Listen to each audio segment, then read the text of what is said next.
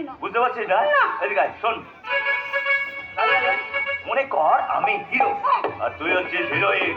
Hero তোকে পেছন থেকে এইভাবে জড়িয়ে ধরে বাবারে, এত চুরি ধরছো কেন? আমার লাগছে ধরো। এই, এদিকে, তাকা তাকা তাকা, একটু আমার দিকে তাকা। একটু প্রেম প্রেম ভাব চাই, প্রেম চাই, রোম্যান্স। আরে আরে তাকা না। আরে এই ছোটা, কি হচ্ছে রে? তুই জয়া কেমন করে ধরে রেখেছিস কেন? ওই জয়া একটু সিরিয়ালে অভিনয় করতে চাইছিল, তাই ওকে একটু নায়িকার অভিনয় শেখাচ্ছিলাম। একদম মিথ্যে কথা বলবে না। ছবি তোলার নামে তুমি আমার সাথে অসভ্যতা করেছিলে। দাঁড়াও, পর্দা আসো, পর্দাকে আমি সব কথা বলে দেবো।